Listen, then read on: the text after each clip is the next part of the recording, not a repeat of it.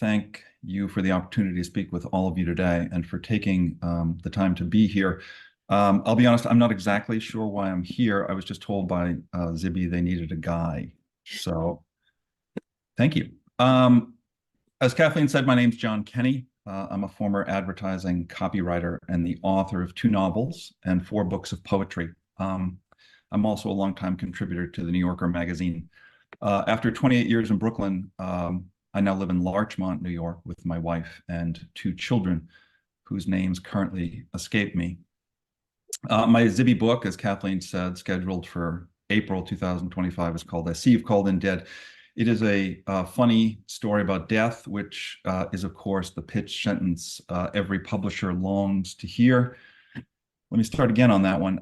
It's the story of a recently divorced, middle-aged obituary writer who drunkenly writes his own obituary one evening, accidentally publishes it, is fired, but then because he is deemed technically dead to his company's computer system and can't legally be fired when dead, is instead suspended pending an investigation into trying to determine to the company system that he is in fact alive. In the interim, at the urging of a woman he meets, he tries to find the meaning of life by going to the wakes and funerals of strangers, by facing the universal truth that is death, by being inspired to live fully, and by honoring life. There is also a very steamy sex scene. By very steamy, I mean tepid. And I think by tepid, I mean the 2 words I may have heard from my wife in the past, those words being, "That's it." So that's something to look forward to.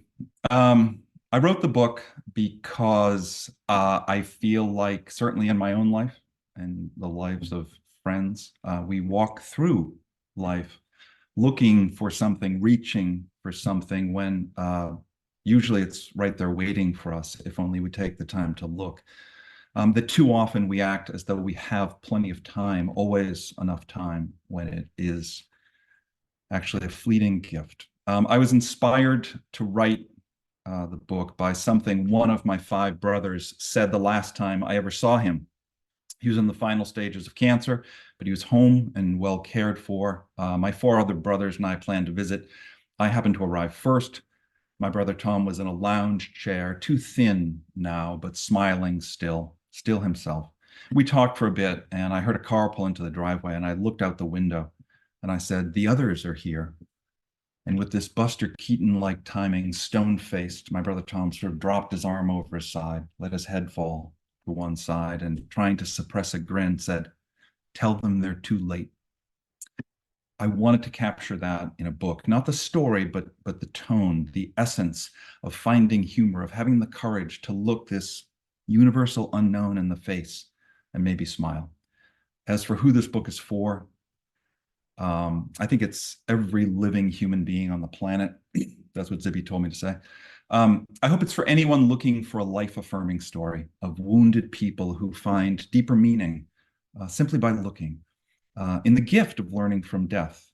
I think it's for anyone who's ever stopped for just a moment and thought in the lonely 3 a.m. of the night, "Holy crap, I'm going to die one day. What am I going to do with that knowledge?" And then they truly tried to answer that question. Thank you.